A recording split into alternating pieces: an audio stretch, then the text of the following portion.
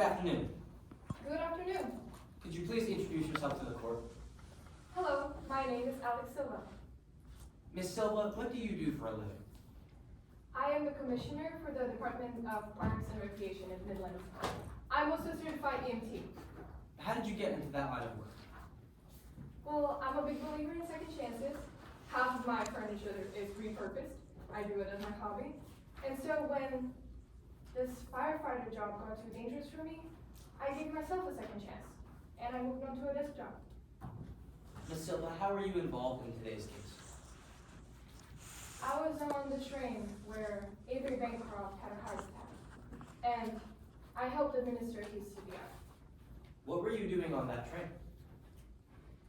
I had organized this program between the firefighting departments of Midlands and Perth, Australia. And I decided I should make the most of my trip and take the train. Were you traveling in Australia by yourself? Yes, I was. It certainly didn't feel like it. There were so many familiar faces around. Who were some of these familiar faces? For one, my old firefighter buddy, but also I was surprised to see Dr. Hillary Edmond as well. Ms. Silva, who is Dr. Hillary Edmond? Well, a few years back, I was in Nepal, and Dr. Edmond helped treat me. I didn't recognize him right away, though. It had been a while. Did you know anything else about Dr. Edmond before your trip? I didn't necessarily, but I looked them up after. I want to talk about Dr. Edmond for a little bit. Did the two of you interact during your trip? Yeah, certainly we did, both on board and then on the excursions, especially that one hike. We chatted a bit, for sure. What did you two chat about? You know, we caught up about our jobs, how I landed my job as a commissioner, and they also asked me about the Supreme Court Justice, Ryan Sullivan. Do you know why Dr. Edmond asked you about a Supreme Court justice? I do. I learned from Dr. Edmond that their spouses and their reputations were hurt as Ryan Sullivan was their political opponent. Do you know how their reputations were hurt? Well, Dr. Edmond claimed that Avery Bancroft and Ryan Sullivan... Objection. Here's into the statements of Dr. Edmond. Your Honor, may I ask for the witness to finish the statement, and if opposing counsel objects, to re-raise? Any response? Yes, Your Honor. You're in agreement with that, or? They can, they may finish the sentence, but it is a call for hearsay. The question is a call for hearsay. Also say any objection that it's hearsay? Yes, Your Honor. Yes, sir. Did Dr. Edmond seem to be upset at any of the other passengers on the train? Objection, speculation. This witness can testify to Edmund's state of mind. Response, Your Honor? The question was, did Dr. Edmond seem to be, and that is a rationally based perception. I'm not asking if Dr. Edmond had a specific state of mind or feeling. Also state the objection, but you can reword the question. Yes, Your Honor. Did Dr. Edmond show any signs of negativity towards any of the other passengers on the train? Objection, I rewrite my previous objection. Speculation. Response. Your Honor, showing a sign of negativity is a rational based perception. If I may be heard, showing a sign, that is speculating into the mindset of Dr. Edmond, and this witness cannot do that. Your Honor, showing a sign is literally exhibiting something and it's not speculating. Any response? Yes. Your Honor, showing a sign is not a statement or anything concrete or clear that the witness can use the rational perception to make a conclusion or assumption, and therefore this is not admissible. Also state the objection. Yes, Your Honor. Did Dr. Edmond say anything about any of the other passengers on the train? Objection. This question is calling for hearsay. Did Dr. Edmond say anything? It's calling for a statement from Dr. Edmond. Your Honor, may I prompt? I believe that the witness's next statement is going to fall under a hearsay exception, particularly 803.3 motive, intent, or plan. When I ask the witness to answer the question, and again, opposing counsel can re-raise once the statement has been made. I'll allow the question. Yes, sir. Did Dr. Edmond say anything else about Avery Bancroft? Yes. Dr. Edmond said that Bancroft will soon get what's coming to him. Objection, hearsay. This statement is being used for the truth of the matter, sir. Your Honor, if I may, this is being used for the truth of the matter, but it falls under the exception 8033. It is the motive and type of plan for Bancroft to soon get what's coming to him. Your Honor, I may be heard to soon get what is coming to him. There's no clear intent, there's no clear plan, there's no clear motive, and therefore this is not fall under the exception 8033. I'll overrule the objection allowed in this one. Yes, Your Honor. Did Dr. Edmonds say anything else about Avery Bancroft? He said that Bancroft will soon get what's coming to him. I'd like to talk a little bit more about Avery Bancroft. Did you know that? I didn't know him personally. I knew who he was.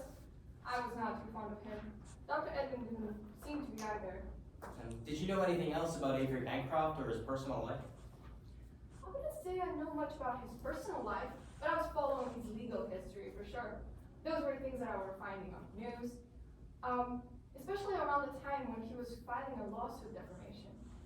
Would you recognize a copy of that lawsuit? Yeah, I would. Let the record reflect I'm approaching opposing counsel, the witness in turn, with what has been previously marked as Exhibit 23. Would Your Honor like a copy? Yes. Ms. Silva, what is this? That is the lawsuit for defamation I just mentioned. Is it a fair and accurate copy? Seems to be. Has it been changed or altered in any way? No, that I can tell. Your Honor, at this time, defense moves to enter Exhibit 23 into evidence. Any objection? Yes, Your Honor, just one second, I may be able to use this.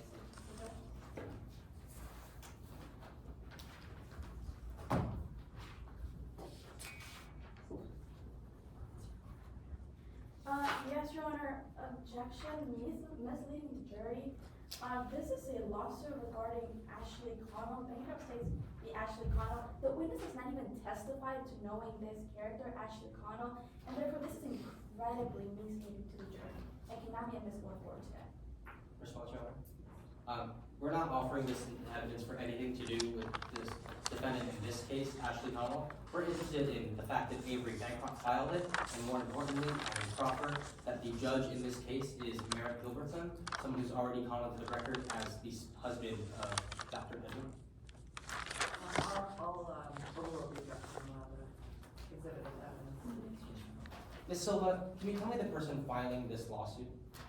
Yes, that is Avery Bancroft. And can you tell me the name of the judge on this case? Yeah, this reads Judge Merritt Gilbertson. I can take that back. Now, did the name Merritt Gilbertson ever come up when you researched Dr. Edmond? I don't think so, but Dr. Edmond CV did. And would you recognize a copy of that CV? Yeah, I would. Let the record reflect I'm approaching opposing counsel, and the witness in turn, with what has already been entered into evidence since Exhibit 3. I believe you already have a copy here. Ms. Silva, is this that CV? That seems to be the CV, yes. Is it a fair and accurate copy? Yes, Has it been changed or altered in any way? not that I can tell. Ms. Silva, can you tell me the name of the publication at the very bottom?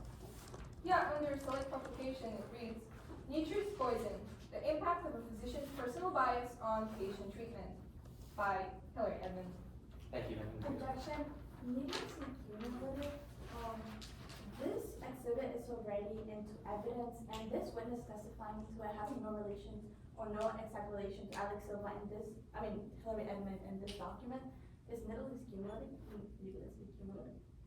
Response, Your Honor. This exhibit has already been entered into evidence and the statement has been read. However, that was during cross-examination of a different witness, and if I may proffer, this statement to Alex Silva's knowledge will be relevant to my further line of questioning about the treatment of Avery Bancroft on the train. This is a different witness with different opinions, and it would be highly relevant, and it would not be needlessly cumulative to hear a different person's statement.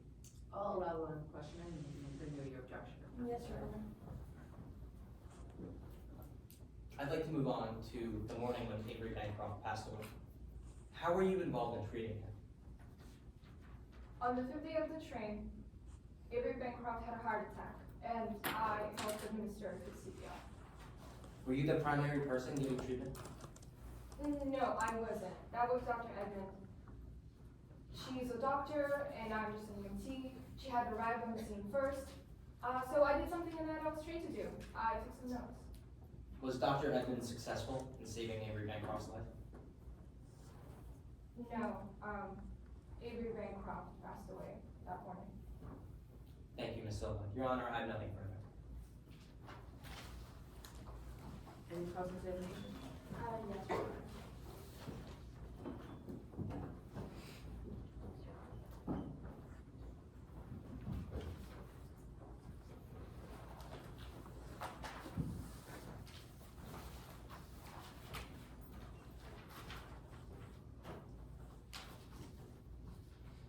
May I begin?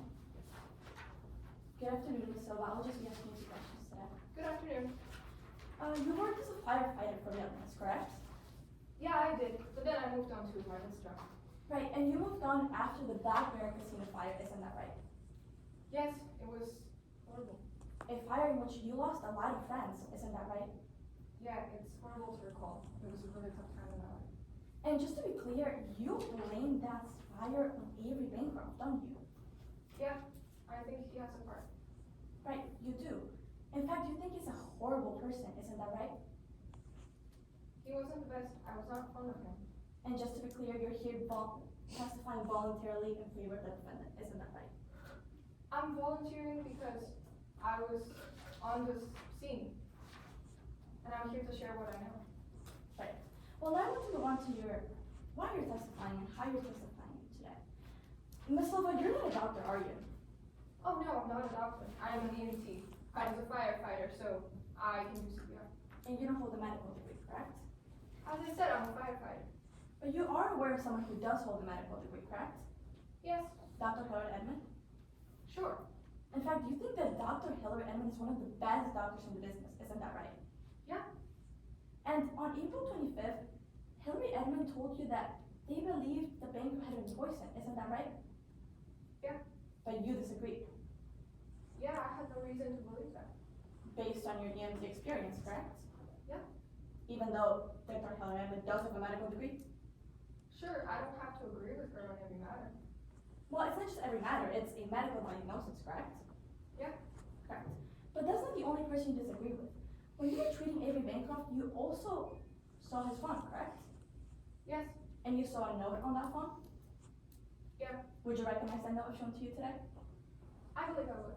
Your Honor, permission to approach opposing counsel and the witness adjourned to provide the market security.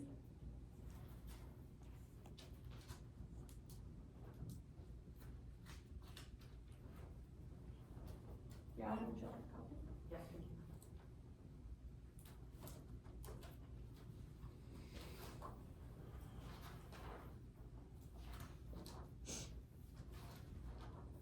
Now, what did I just hand you, Ms. Silva? It looks like the phone that, The screenshot you found The in the Avery screenshot I Bancroft found, phone, yes. correct? And it's a for an accurate copy, yes? it looks the same. And, correct. Permission to enter this into evidence as a full exhibit? No objection to the evidence, Your Honor. So again, Now, Ms. Silva, please bear with me. It says here, think I'm dying, believe I've been poisoned. How could do this? Signed by A, isn't that right? That's what it reads. So, you would agree that Mr. Avery Bancroft wrote this on his phone, correct? It was his phone. Right. And here it says that he thought he had been poisoned, isn't that right? I wouldn't know. That's what it reads. That's what it reads. Yet you disagree with him, don't you? Your Honor, objection to this whole line of questioning to irrelevance, may I be heard? yes.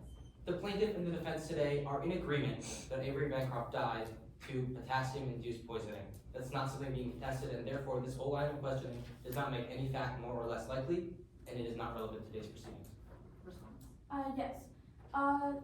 Ms. Silva has just testified they disagree that Mr. Bancroft had been poisoned, therefore this is incredibly relevant to attack the credibility of this witness. And if I may add, the bar for relevance in Bitmark is incredibly long. Response, Your Honor. Yes. Ms. Silva is not testifying today as an expert. Her opinions on Avery Bancroft's death are not relevant, nor are they being offered as such. Again, the plaintiff and the defense are in agreement of the cause of Avery Bancroft's death. This is not relevant to anything in question today, and it only serves to inflame the jury. If I may be heard. This line of question goes to attack Ms. Silva's credibility. While it is true that it is not a contention that Ms. Silva is an expert, it does attack her credibility. One more final response. Ms. Silva's credibility as an EMT or any sort of medical experience is not relevant to today's proceedings. Again, she is not testifying as an expert. I'm gonna overrule the objection, allow the questioning. Yes, sir. I will ask just one more time. So you disagree with the Academy Post, correct? Yeah, I'm a firefighter and a commissioner, I'm not a doctor. Well, I want to talk to you about your time on the MRE. You on the 23rd, you ran into Tara Hobson, correct? Yeah, I did. And Tara Hobson was sprinting, isn't that right? Yeah. And they dropped the bag, correct? Yeah, they did. And you saw many items were dropped, correct? Yeah, I saw a couple of things fall out. One of them being loose leaf tea, yes? Yeah. A teacup? Yeah, And you saw a bottle of concentrated banana extract, didn't you? I did. And would you recognize the banana extract shown to you today? I would. Permission to approach the witness? Yes. With exhibit 41.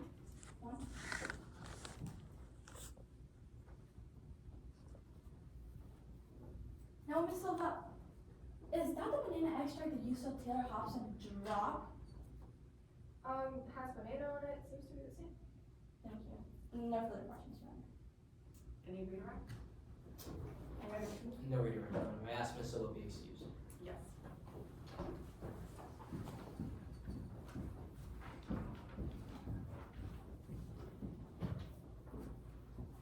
Any additional witnesses? Yes, Your Honor. Defense calls Dr. Dana Haskins to stand. Furthermore, Your Honor, would my co-counsel be able to aid me in putting a demonstrative up next to the witness stand? It has been seen by opposing counsel. Yes. Your Honor, Yes. permission to move so I can properly see the demonstrative. Yes.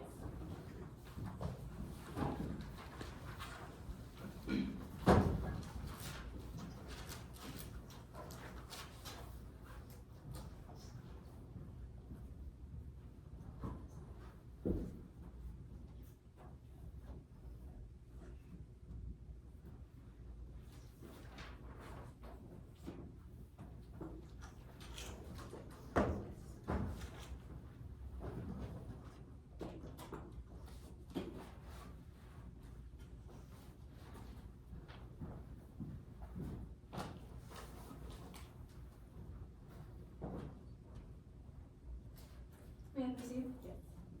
Good afternoon. Good afternoon. Please introduce yourself to the court.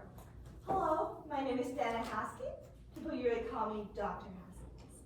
Dr. Haskins, what do you do for a living? So I'm a doctor, I'm a therapist and a clinical psychologist, and right now I work for my own family therapy practice. Dr. Haskins, what education and background do you have in this profession? Well, being a doctor, I did tons of schooling. I earned a Bachelor of Science in Nursing from Boston College. After that, I worked as nursing at Children's Hospital before I got my PhD for a clinical psychologist in Midland States. And at that point, I become a licensed clinical psychiatrist. And after that, I worked for Polk County for several years. Dr. Haskins, how are you involved in today's case? I was hired to perform a psychological evaluation of Taylor Hobson of her father's sudden death. I'm here to testify what I heard there. And how did you structure this psychological evaluation? So I use a method called IT. Sounds like computer science, but this is psychology. So I stand for interview, and T stand for test.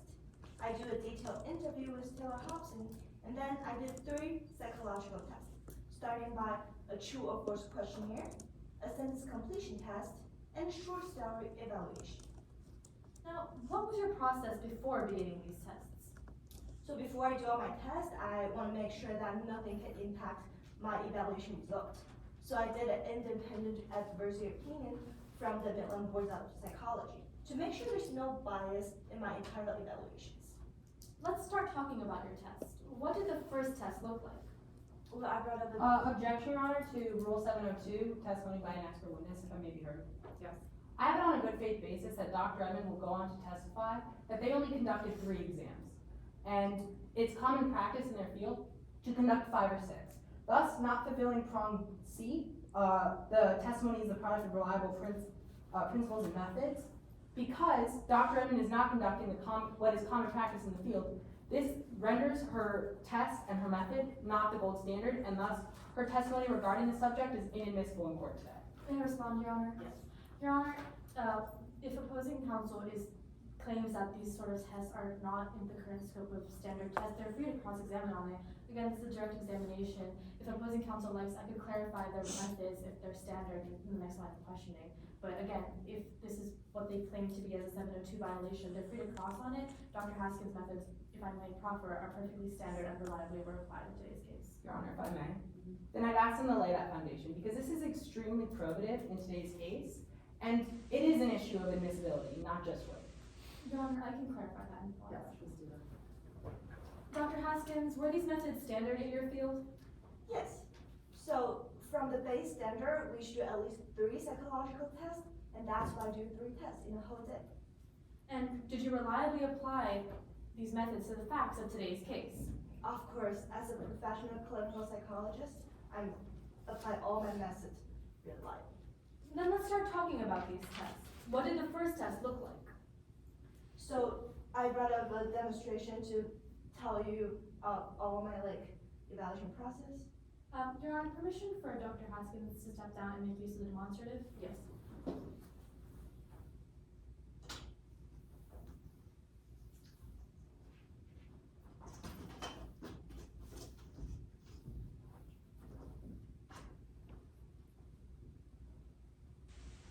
So I start by a true or false questionnaire, and this means that I gave Ms. Hobson 40 true or false questions, and after collecting her response, I can tell whether or not she's likely to display aggressive behavior. Dr. Haskins, how do you tell if someone is likely to display aggressive behavior? So after collecting all the responses, I score the response on a scale of 5, which is 5 scales, which is aggressiveness, antisocial behavior, self-important, disconstraint, and shyness.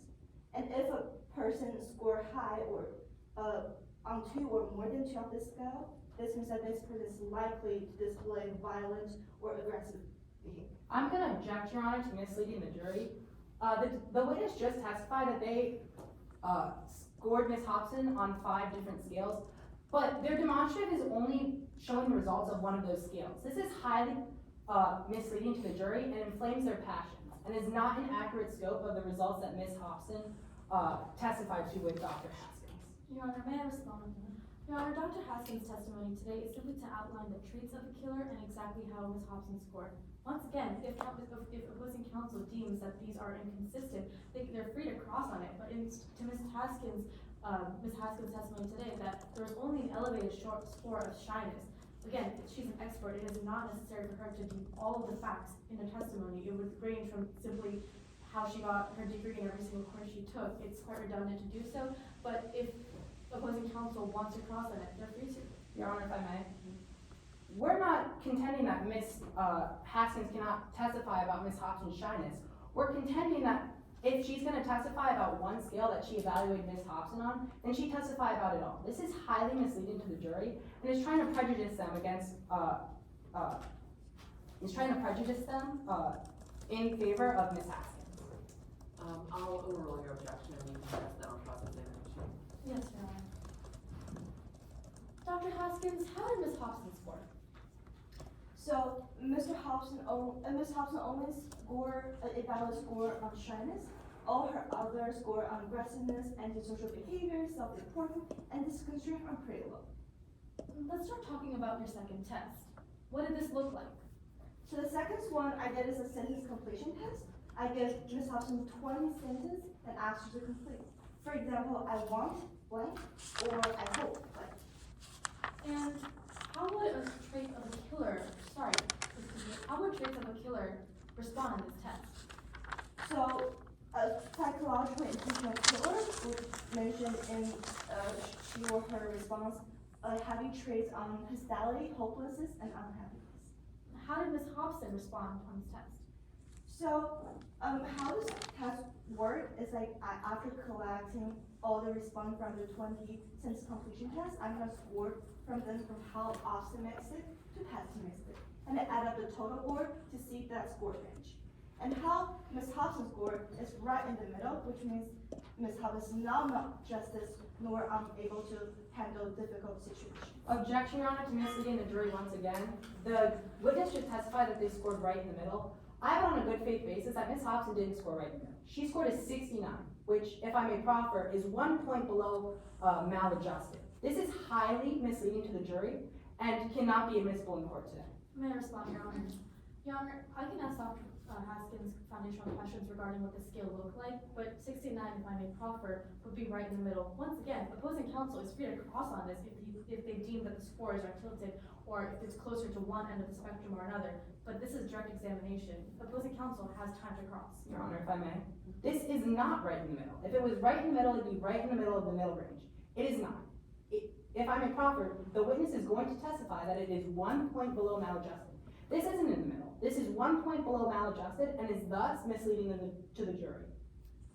I'd overrule and just leave it to cross-examination. Yes, Your Honor. Let's move on to your third test, Dr. Haskins. Can you walk us through how that looked? So as I said before, the third one is a short story evaluation. I laid six picture on the test and asked Ms. Hobson to give me a story as dramatic as possible. And from that, I can learn Ms. Hobson's internal emotion from a third person perspective. And how would one possessing the traits of a killer respond to this? So most of the psychological intentional killer gonna often give me answer lack of empathy in all their stories. And how exactly did Ms. Hobson respond?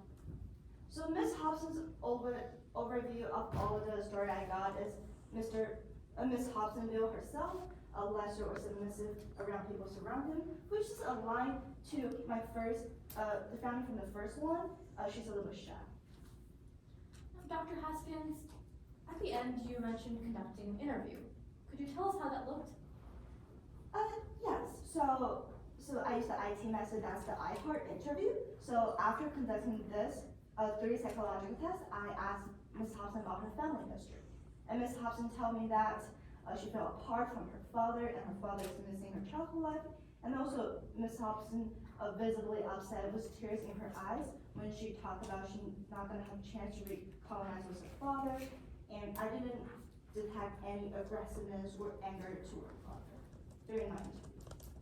Dr. Haskins, across all these tests, what are the odds of manipulation? So manipulation is always a concern in all of the psychological evaluation, and as a clinical psychologist, I studied on this field really extensively, and during my evaluation, I used several steps to prevent manipulation happening. How exactly did you prevent manipulation from happening?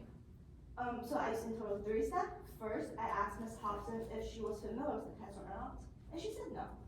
And then there's some redundant question overall in the first one, and I checked her answers consistent, and her answers were consistent. And also in this one, her shyness score is a little bit higher than the other skill, and this is a sign of low likelihood of manipulation. Dr. Haskins, based on all these facts, what conclusions were you able to come to? So after the interview and the 3 psychological tests, my conclusion is Ms. Hobson doesn't feel the psychological profile of an intentional killer. Thank you, Your Honor. No further questions. Any cross? Yes, Your Honor.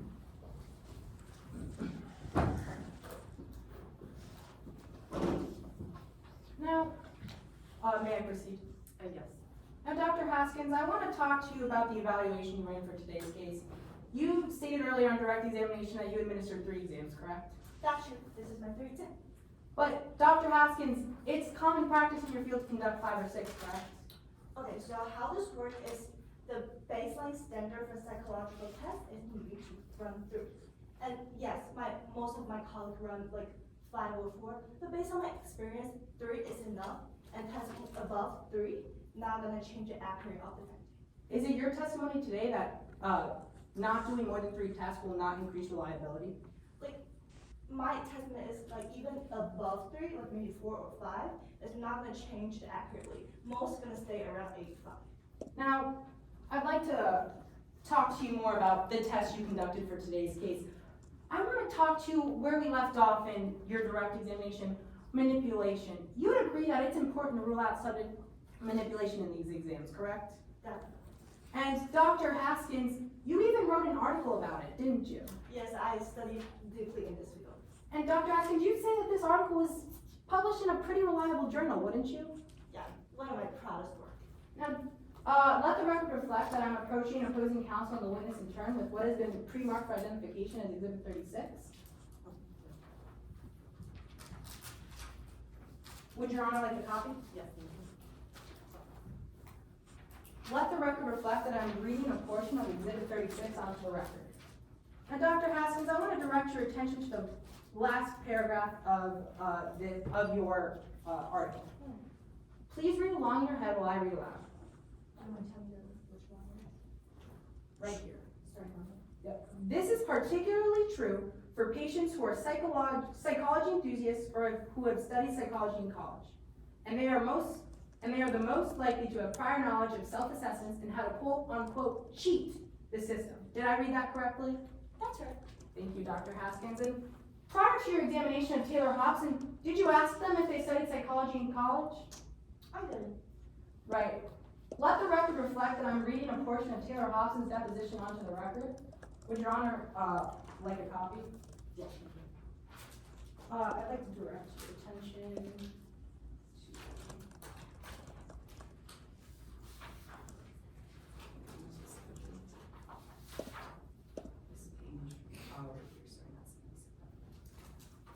Now, Dr. Haskins, please read along in your head while I read aloud.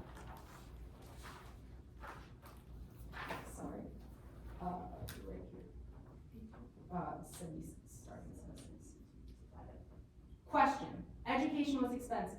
Answer from Ms. Taylor Hobson. For me it was. Between mom's medical bills and my dad getting laid off, I was working my way through college, but still had to take on a lot of loans. Earned a bachelor's in arts and political science, and a bachelor's in science and psychology, with a concentration in clinical psychology from Midland Center University. But I also had a mountain of debt. Most of those initial stipends from Bancroft went towards clearing my debt. Did I read that correctly, Ms. Haskins? That's right. So, Ms. Haskins, Taylor Hobson did have a degree in psychology, didn't she? Yes, from the other university. I sometimes be a visiting professor in that Right. university. And so, people with psych degrees are more likely to manipulate these. And you'd also agree that Taylor Hobson studied psychology. And earlier on direct examination, you also said that Taylor Hobson self-reported unfamiliarity? Let me clarify this. First of all, people have psychology degree are easily cooperating with the manipulation. However, all my tests setting up here, Midland's Board of Psychology, this closely restricts to public this, so most people don't have access to this. Even if Dr. you have a Haskins, degree I on this, appreciate the you additional won't- testimony, but I'm gonna ask you to stick to my questions. Yes or no, you did not know that Miss Hobson had a degree in psychology? I don't know when I do this test. Right. And you said, on direct examination, yes or no, that Miss Hobson reported unfamiliarity with the test? That's true. And did you do any additional research into her familiarity beyond her word?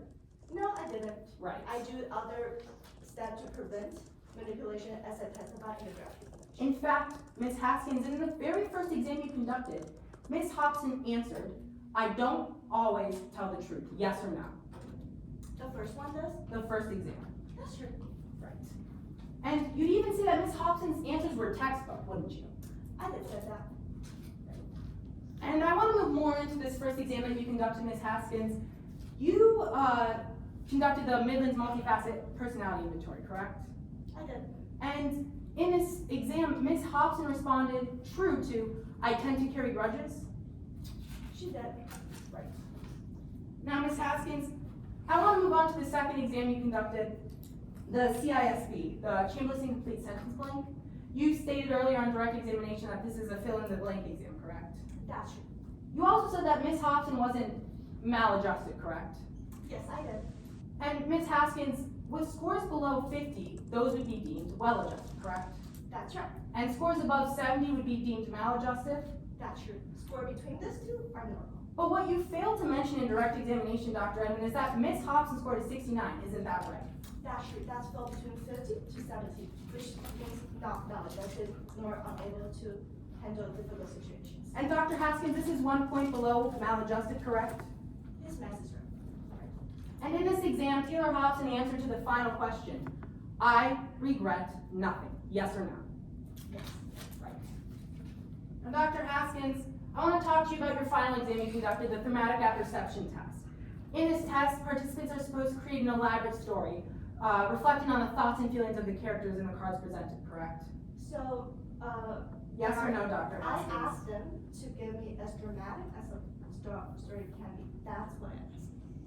And Dr. Haskins, you'd say yourself that body language plays a big part in this evaluation, correct? That's true. But Ms. Hobson refused to be recorded, isn't that right? She did.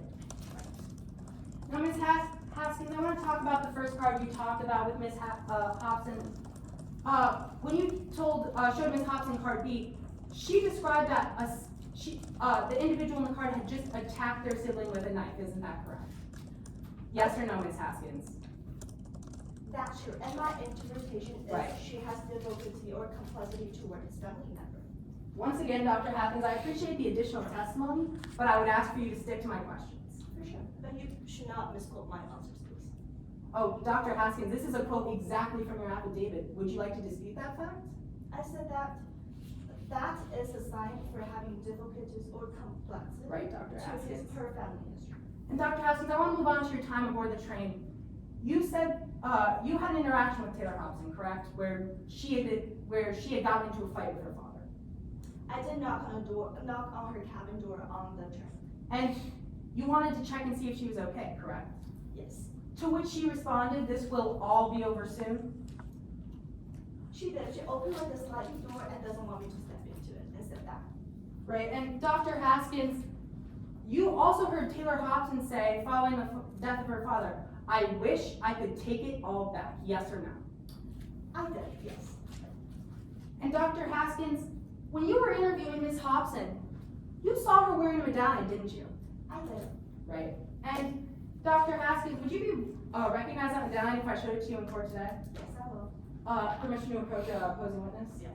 Now, Dr. Haskins, was this the medallion Taylor Hobson was wearing during your interview? Yes, this is. And in fact, Dr. Haskins, Taylor Hobson, when asked about where she got this medallion, she replied, "It is back where it belongs," yes or no? Yes, she taught me this from her mother. Thank you, Your Honor. I have no further questions. Any redirect? Yes, Your Honor.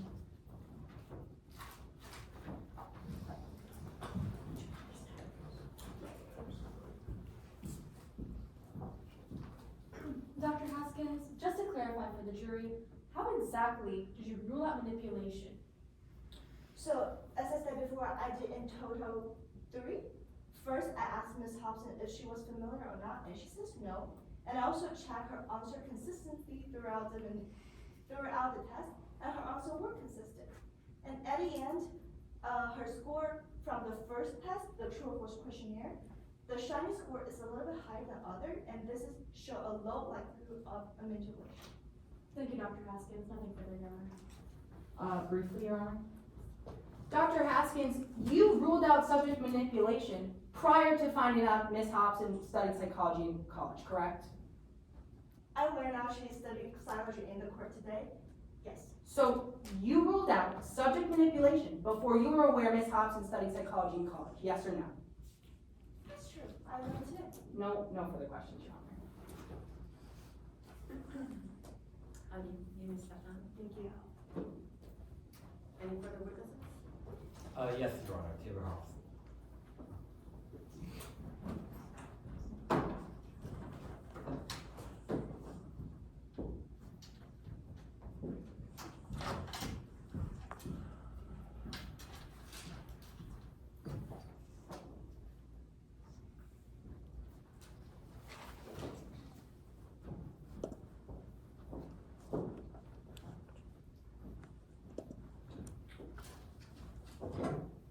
Good afternoon. Please introduce yourself to the court. Hi, my name is Taylor Hobson.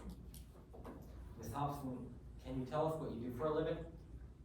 Yes, I'm currently serving as the interim CEO of Bancroft Industries, but my real passion lies in nonprofit work. How did you get involved in that nonprofit work? Well, I've always been very passionate about sustainability, the impact that we have on our earth and continue to have on our earth. And should I continue to serve as CEO, I want to steer the company in a more sustainable direction. Ms. Hobson, can you tell us why you're here today? Yes, I'm here because of the death of my dad, Avery Bancroft. Were you with your father when he died? Yes, we were on a train from Sydney to Perth. I'd like to talk a little bit about your time on that train. When did you board? I think it was April 22nd. Ms. Hobson, can you tell us why you were on that train? Yes, I saw it advertised somewhere on Instagram and I thought it looked absolutely beautiful. So I decided to take me and my girlfriend there for a little birthday vacation for me. Did you know that your father was going to be on that train? I did, but unfortunately none of the other dates worked, so we picked those days anyway. Then I'd like to talk a little bit about your relationship with your father. Were you close to him? Well, we weren't close, but who really was? He was a difficult man to be close to, but I really tried to reach out and create a relationship with him. What made him difficult to be close to? Well, whenever we would talk, we would always argue, and that gets difficult eventually, so eventually I stopped reaching out, trying to make a connection, but I always wanted one. Moving back to your time on the train, did you see your father that first day? Yes, we sat together at the welcome dinner. Did you recognize anybody else at the welcome dinner? Yes, actually, oddly enough, even though we were all the way in Australia, there were a lot of people from Midlands that I recognized, including Dr. Edmund. Ms. Hobson, how do you know Dr. Edmund? Well, I don't really know Dr. Edmund very well myself, but I do know that Dr. Edmund's spouse, Merritt Gilbertson, was running for Midland Supreme Court at some point in the past, and he had ruled against my father in a couple of cases, so my father didn't want him to win. It was actually one of the only times my father ever asked for my help. What do you mean by your father stopped Mr. Gilbertson from winning? Well, my father had a super PAC and I worked on it too, and he released all these nasty attack ads about Merritt Gilbertson and Dr. Edmonds, saying that they took bribes and they committed tax fraud. It was pretty awful stuff. Do you know what the results of these advertisements were? Well, as we expected, Merritt Gilbertson lost the election, but I never dreamed it would cause Dr. Edmond to lose her practice. I mean, I don't know if she's worked since. It was all over the news. Now I'd like to talk a little bit about what you did during your time on the train. The next day, April 23rd. Can you tell us what you did that day? Yeah, there was an excursion to this cute little German town called Hondorf, and we got off, did some sightseeing and some shopping. Ms. Hobson, where did you go shopping? We went to a store called Cher's Tool and Craft, and I got a few things. Was there anybody else in the store at that time? Yeah, Dr. Edmund was actually in the store, and while we were in the store, Dr. Edmund asked me if I could buy them some potassium extract because they had forgotten their wallet back on the train, and I said yes. Objection, Your Honor. Hearsay to the statements of Dr. Edmund. If I may, Your Honor. The first statement that the witness, Taylor Hobson, said was that Dr. Edmund asked Taylor to buy her potassium supplement. The question does not have any inherent truth value. The second statement she said was that Dr. Edmund said that they left their wallet on the train. We're not looking for the truth value of this statement. It's not the defense's contention today that Dr. Edmund really left their wallet on the train. May I respond, Your Honor? It is the defense's contention today that Dr. Hillary Edmund left her wallet on the train if she's asking Taylor Hobson to buy potassium, so that is being used for the truth of the matter asserted. And to the question, it still includes truth value in it because, again, it is the defense's contention today that Dr. Hillary Edmund would have murdered Avery Bancroft using potassium. Also state the objection, Ms. Hearsay. Yes, Your Honor. What did you buy in the store? I bought some tea and teacups, and I bought sunscreen and sunglasses because I burn easily, and I also bought potassium extract for Dr. Edmund. When you bought that potassium extract, did you ever give it to Dr. Edmund? I did once we got back on the train. Now I'd like to move on to the next day, April 24th. Did you see your father that day? Yes, I did. I actually saw him in an argument with Dr. Edmonds. I could hear them arguing. Do you know what they were arguing about? Yes, I heard my father say, I want you to rule in my favor in a case, or else I will ruin Merritt's career. Objection, Your Honor, hearsay to the statements of Avery Bancroft. If I may, Your Honor. The witness explains that Mr. Bancroft said, I want you to rule in my case, in my favor on the case. That is a motive.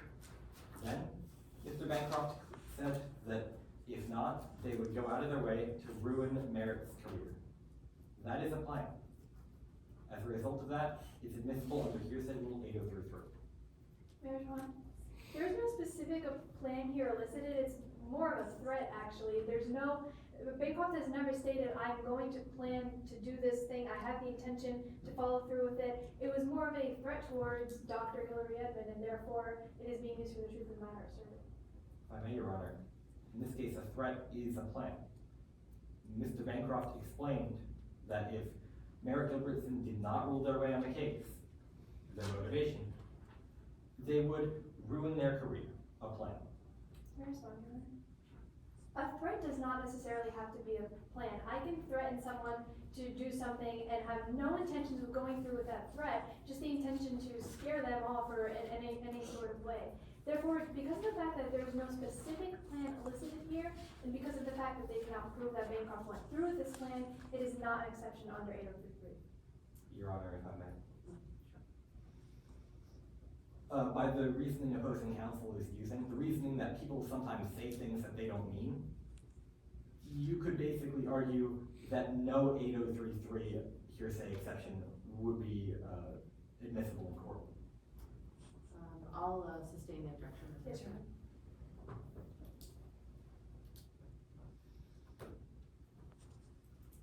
Honor. After their argument, how did Dr. Edmond respond? He stormed off. He appeared really upset. He was screaming. Then I'd like to talk about the next time you saw your father. When did you last speak to him? Well, we'd had a couple fights on the train, so I brought the tea that I had bought earlier that week to him as a peace offering to see if we could not have a productive conversation. How did that conversation go? Like our conversations usually went. He started tearing apart every part of my life. It felt like nothing I did was ever good enough for him. But then he took out a legal pad and a pen and started writing a new will without me in it. When he wrote this new will, how did you respond?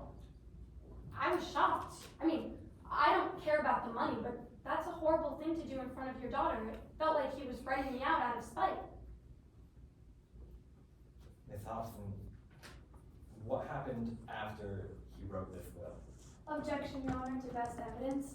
I have it on a good faith basis that they were referring to a will that Avery Bancroft wrote on the train without entering this exhibit into evidence. So I would prefer for opposing counsel to enter that exhibit in before continuing to go through the testimony. If I may, Your Honor? Yes.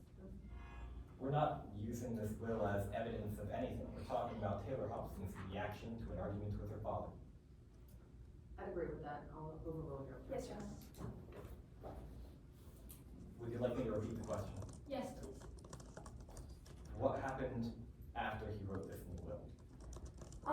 After that, I was really shaken, so I just went back to my room and I went to bed. But as I was trying to fall asleep, I heard a noise in the hallway, so I went outside to look, and Dr. Edmond was out there. Do you know what Dr. Edmond was doing? I don't know what he was doing, but I saw that he was holding the bottle of a yellow bottle with a banana on it that looked like the one I bought earlier that I had given to him, and I watched him walk into my father's cabin. Would you recognize that bottle if you saw it today? Yes, I would.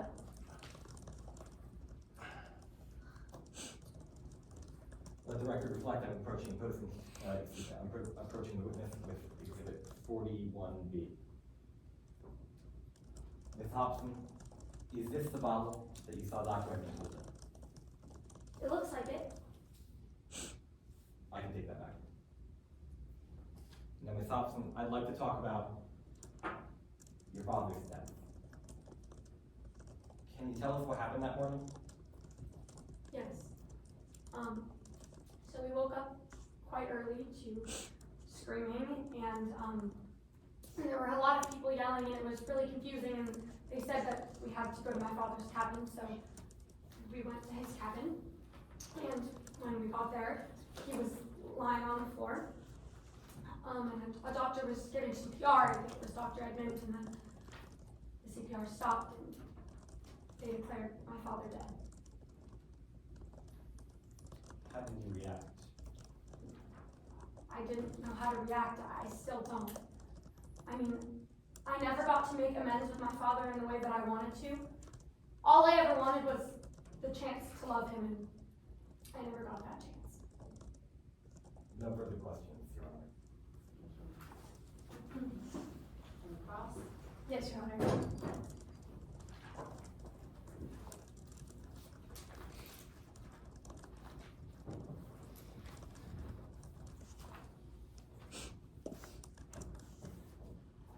May I proceed? Yes. Good afternoon, Ms. Hobson. I just have a few questions for you today. So I want to start off by talking about your mother. Your mother and Avery Bancroft had an on and off relationship, isn't that right? Yes, they did. But before you were even born, Avery Bancroft left you and your mother for another woman, correct? Yeah. So you distanced yourself from your father, isn't that right? I mean, I was little, so I followed suit with my mother. Right, but you reached out to him once your mother was diagnosed with cancer, isn't that right? I did. And Avery Bancroft didn't even respond to you, correct? Well, him and my mother weren't in each other's lives at that point, so it makes sense why he wouldn't have responded to me. Right. You would say that Avery Bancroft couldn't even be bothered to spare a dime for your dying mother, isn't that right? It was pretty painful at the time. I was young, I didn't really understand it like I do now. Now, Ms. Hobson, I want to talk about when your father did start to send you money. He started sending you a $50,000 stipend, isn't that right? That's right. And with this stipend, you bought yourself some luxurious items, correct? Yes, I never grew up with money, so when I had the chance to experience that privilege, I did spend the money. Right, you bought yourself a Rolls Royce, Yes, Mercedes, yes, that's true. plenty of other luxury cars, correct? It's true. Again, I'm very lucky to have experienced this privilege. Yes, and you had a chauffeur for these cars, I did. your own personal chef as well, That's right. and you spent $10,000 a month on wine, correct? Yeah, I went to Italy and I loved the wine so much I never stopped. Right, so just to be clear, of this $50,000 stipend, you saved none of it, correct? Well, at first I used it to pay off my university tuition and my mother's medical bills. That was the most responsible thing to do. And then I didn't see any need to save it because my father was sending it to me every month. Right, Ms. Hobson, so just to be clear, you didn't save any of this money, correct? I saw no need to. And you had no other source of income at the time, isn't that right? Well, I work at a nonprofit and I'm lucky enough to not have to work a job that pays very well. Right, Ms. Hobson, but then Avery Bancroft stopped sending you this $50,000 stipend, correct? That's true. So you had to resort to J.C. Longstreet for a $600,000 loan, isn't that right? Well, I didn't know why my father had stopped sending money, so I just took out a temporary loan because I assumed it was a mistake or some other kind of thing like that. You had to take a loan from J.C. Longstreet because you have no capital to get an official loan at a bank, isn't that right? That's right. And you have to pay J.C. Longstreet back $2.4 million because of this loan, correct? Yes, that's true. But you don't have to worry about paying that off because you're now interim CEO, correct? Well, yes, I mean, I had another job lined up before I found out that I was going to be interim CEO, and as well I had a plan to sell my sports cars, so I had some other plans to pay off the loan. But you would lose this job if you you lose this case today, isn't that right? That's true, but I have other means of paying off the loan. Ms. Hobson, I asked you, you would lose this job if you lose this case today, isn't that right? That's true. I now want to talk to you about your father's funeral. On May 1st, in Rubber River Midlands, it took place, correct? And on May 1st, you were in Rubber River Midlands, isn't that right? Yes, that's true. But you did not attend your father's funeral, correct? That's true. I was experiencing really mixed and difficult emotions, and I couldn't face it at that time. I really regret not going now. Right, and while you were experiencing these mixed emotions, you were buying yourself a private jet, isn't that right? Well, it was my father's final wish, or not his final wish, but one of his wishes that we would buy a private jet together. It was like a little thing that we had, a little inside joke, so that was Right, something Ms. that I Hobson, did. so instead of attending your father's funeral, you were buying a private jet, just to be clear, isn't that right? Yes, it was an honor to him. Now, Ms. Hobson, I want to talk to you about an annual checkup that happened on October 9th in 2022. You attended this annual checkup with your father, correct? I did. So you would recognize a medical record from this? Yes, I would. Let the record reflect that I am approaching opposing counsel and the witness with what has already been entered as Exhibit 20. Your Honor, I believe you have a copy. Now, Ms. Hobson, I'd like you to read along in your head while I read out loud in this nature of visit section here. Avery's child, Taylor Hobson, accompanied Avery when he came into my office. Did I read that correctly? You did. And then here in examination notes, it states, I specifically warned him that excessive potassium could be fatal for those with reduced kidney function. Did I also read that correctly? Looks like it. And then it says Taylor, who was present for this whole conversation, asked if excessive potassium could be fatal for someone with normal kidneys. Did I read that correctly? Yes. I can take that back from you, Ms. Hobson. So just to be clear for the members of the jury, you were present for this entire conversation, isn't that right? That's true. And this annual checkup happened years ago, correct? Yes. So you've been aware of Avery Bancroft's fatal vulnerability to potassium for years, isn't that right? Yes. Now, Ms. Hobson, I want to talk to you about something that you hold dear to yourself, and that's a medallion. Your mother gave Avery Bancroft a medallion when they were in a relationship, correct? I think that's true. And you would say that everywhere you went, Avery Bancroft was seen wearing this medallion, isn't that right? It's true. He loved that medallion. But now that medallion is in your possession. That's true. When I went to the T on the train that day, he was very angry at me, and he ripped it off his neck and said, "You're just like your mother," and threw it at me. So that's how it came into my possession. Right, so you state that you got this medallion because he gifted it to you, isn't that right? I mean, I was being a little humorous with that language. He threw it at me and I took it. Right, Mrs. Hobson? Nobody else was present to see that moment, correct? I don't think so. Now, Mrs. Hobson, I just have one last thing I want to ask you today, and you yourself would call yourself an environmentalist, isn't that right? Yes, I most definitely would. And you would want to make the world a better place, correct? Yes. And you would state that the world is now a better place now that Avery Bancroft is gone?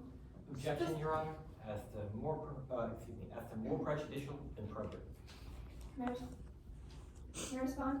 It is the plaintiff's contention today that Taylor Hobson murdered her father. It is substantially more probative than it is prejudicial that Taylor Hobson believes that the world is now a better place without a father. If I may, Your Honor. This is a quote that opposing counsel is making out of context. The context of this quote clarifies that Taylor Hobson means in solely an environmental sense. Without that clarification, it sounds like Taylor Hobson just hates her father and thinks the world is better without him in it.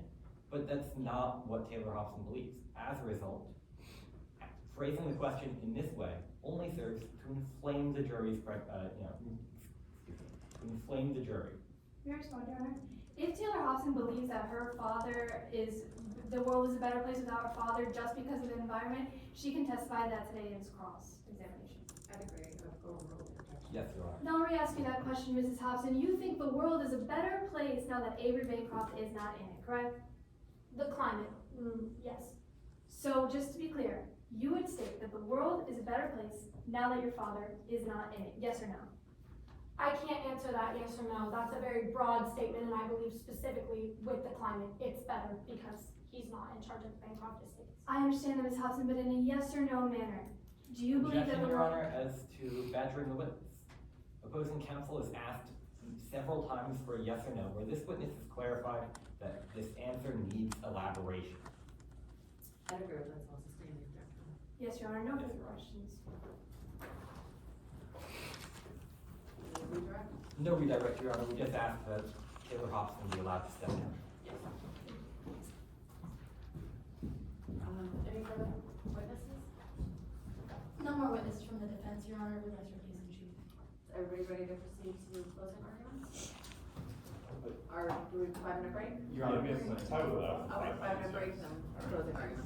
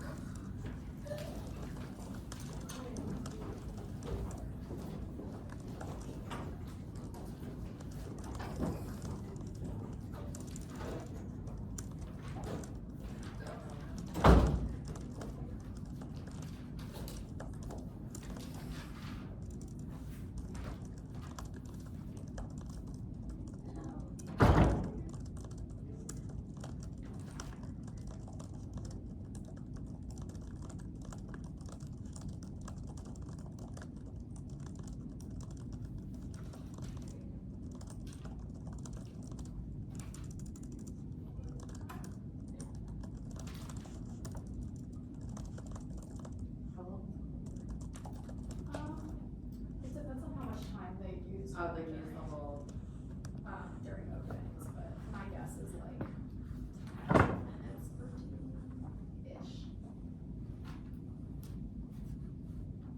You'll be able to see when they come back, cause the timekeepers will be holding it up, probably.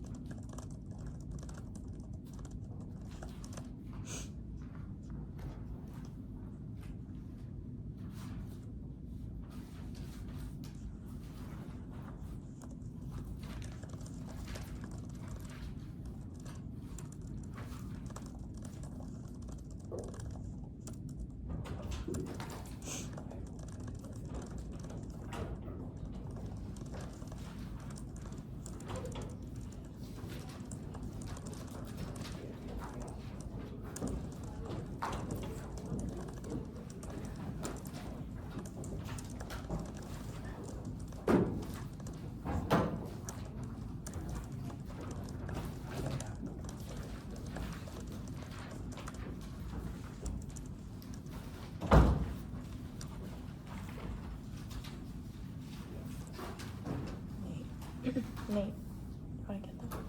You wanna get them?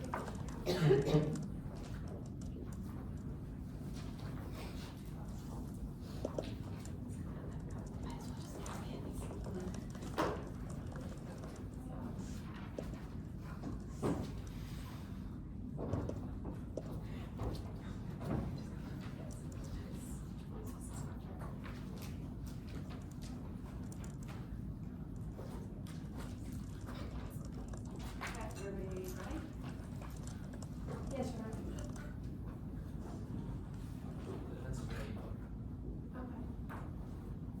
May I proceed?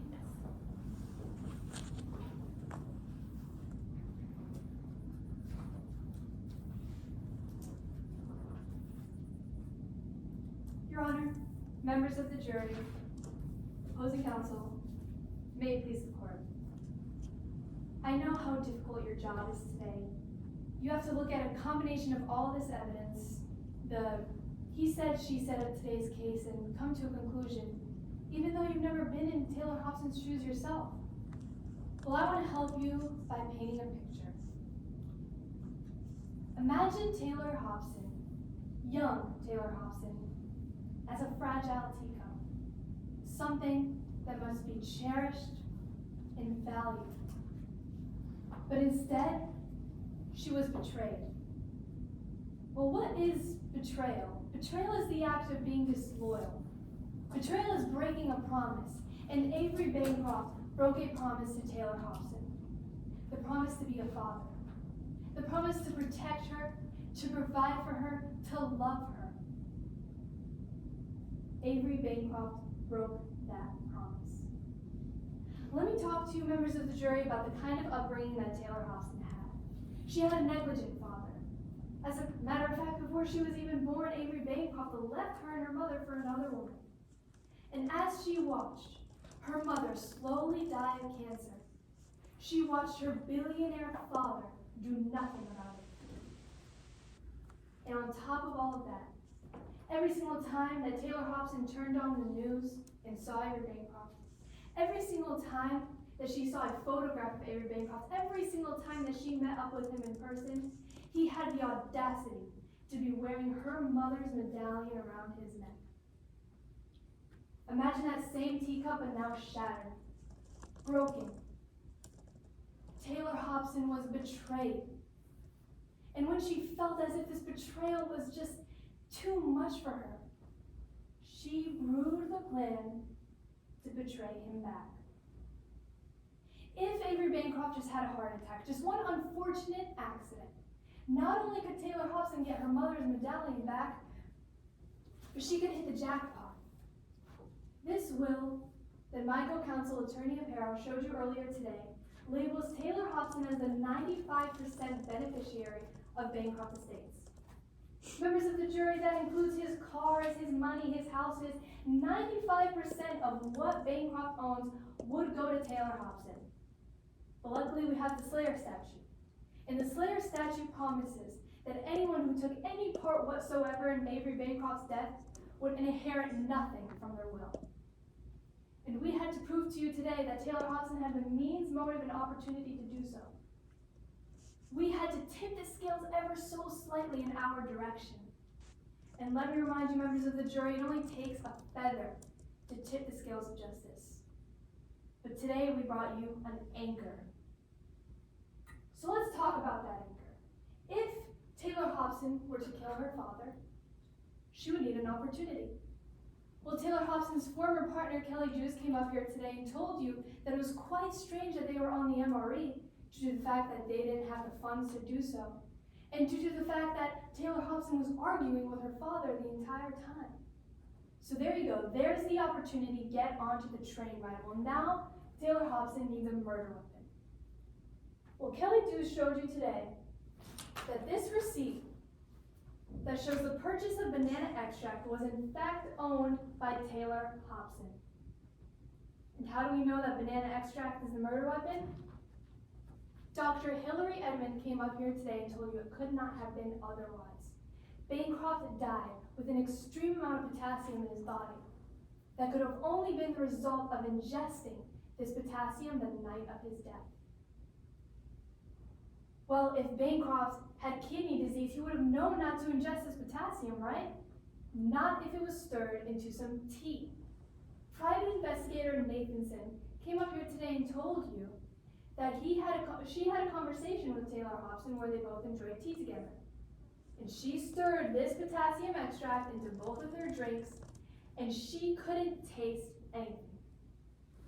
So when Bancroft's bed was being lied for him, he had no idea, members of the jury. Well, it couldn't be more obvious then. Taylor Hobson killed her father. But private investigator Jordan Nathanson found the smoking gun in the room. The teacup rolled across the floor, which she knew to be owned by Taylor Hobson.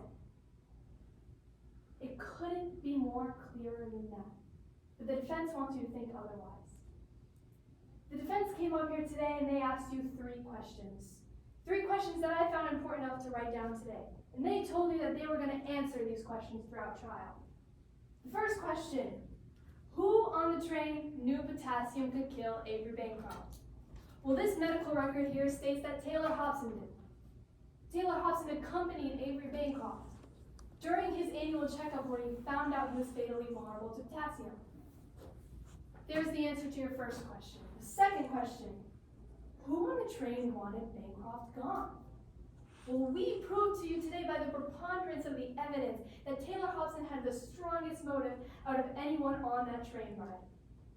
Avery Bancroft was her father. She even said herself today that she never got to have a good connection with Avery Bancroft. And the third question: could Taylor Hobson have had anything to do with Bancroft's death? Well, we answered that question for you today, but the defense didn't. The defense called Alex Silva to the stand to try to prove to you that Dr. Edmond did it. And then Alex Silva said that Dr. Edmond is the best doctor in the business. Alex Silva said that they saw Taylor Hobson drop a bag with potassium in it that she purchased herself.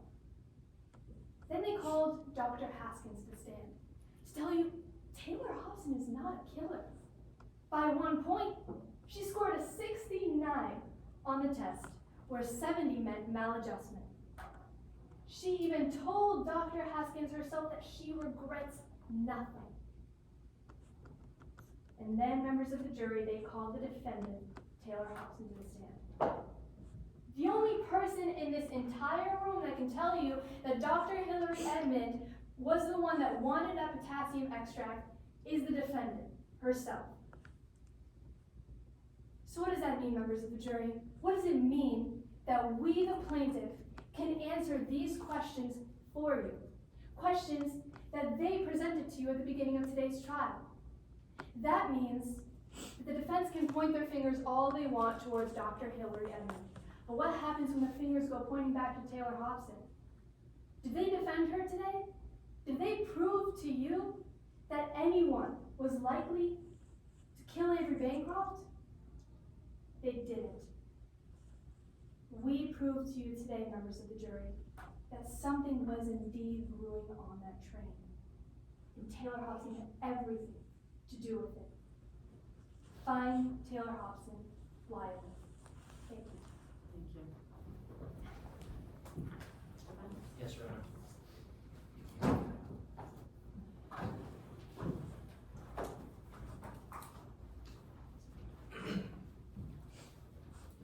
Permission to proceed? Yes. Your Honor, opposing counsel, members of the jury, may it please the court. A doctor, their desperation, demise. Members of the jury, you heard a very unsettling statement today. Avery Bancroft will soon get what's coming to him. The plaintiff might want you to think that it was Taylor Hobson who said those words. But we know from Alex Silva that it was Dr. Edmond. Well, let's talk about what else the plaintiff wants you to think today. First, they called private investigator Jordan Mathens into the stand. And she told you that it had to have been Taylor Hobson. But we know for a fact that in her deposition, she said that anyone on the train, besides a child and herself, had an axe to grind with Avery Bancroft. Detective Nicholson, she talked about having banana extract in her tea. She never saw Taylor Hobson put it in the tea. She doesn't know why Taylor Hobson might have had banana extract. The plaintiff wants you to think that because she did, it means she murdered her father.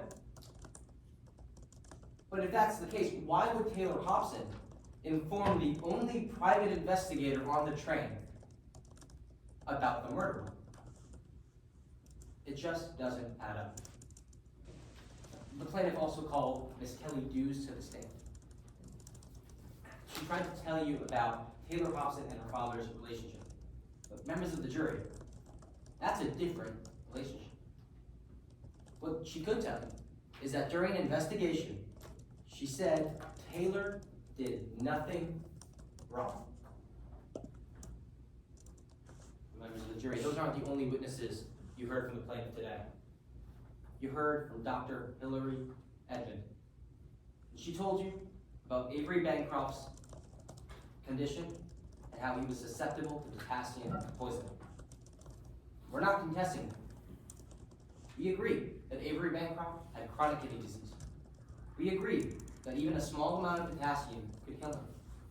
And we're not contesting Dr. Edmond's medical expertise. In fact, we believe in it because it would have had to have been Dr. Edmond to poison him.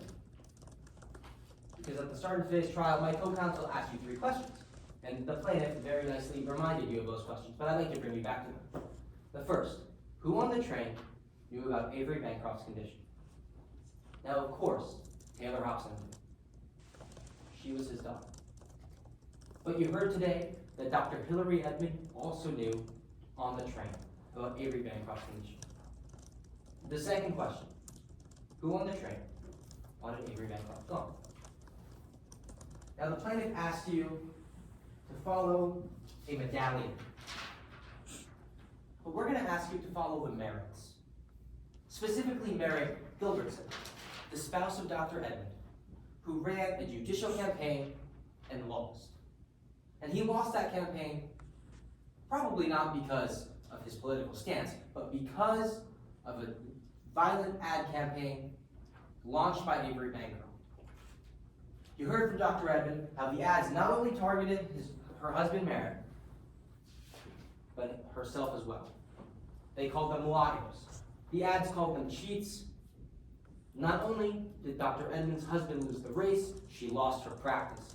She could never get a job in Midlands again. She said this opened up a new opportunity, but don't let that fool you. Her professional reputation was ruined. Members of the jury, you later heard from Alex Silva. And Alex Silva told you about a lawsuit Avery Bancroft was filing. A lawsuit with a judge was Dr. Edmond's husband, Merrick Gilbertson. And Alex Silva also told you, which Dr. Edmond did as well, about a publication she had written.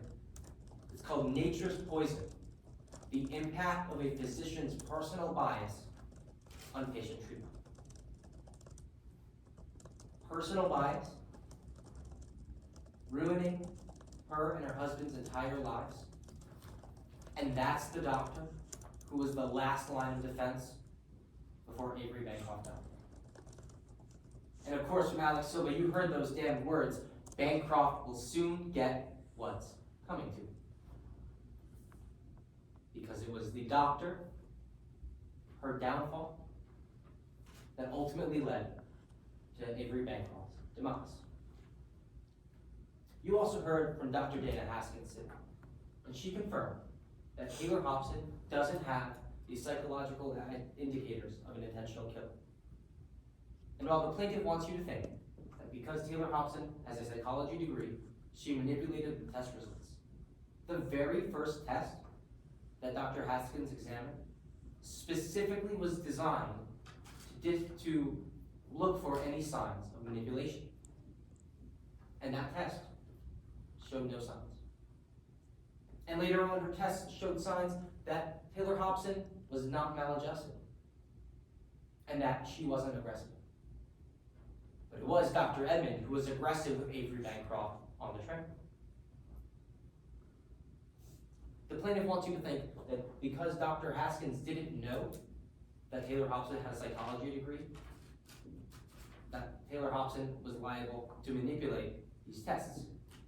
But that's just simply not true.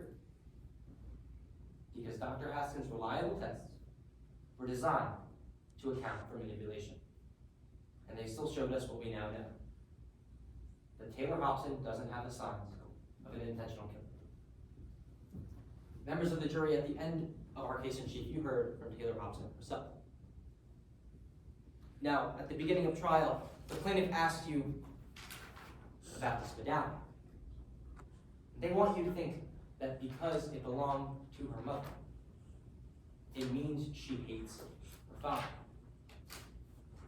But you heard from Taylor Hobson how Avery Bancroft ripped it off his own neck and threw it at him. How he angrily drafted a will just to insult her. And despite that, she still kept the medallion. Not because she hates her father, but because she loves him.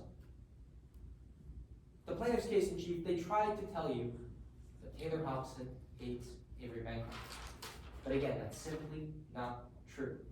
Because none of these witnesses could tell you about the complicated and layered relationship between Taylor Hobson and her father. A relationship that she'll never be able to mend because Dr. Edmond killed her father. Well, that is Tom. Find Taylor Hobson not lying. Thank you. Thank you.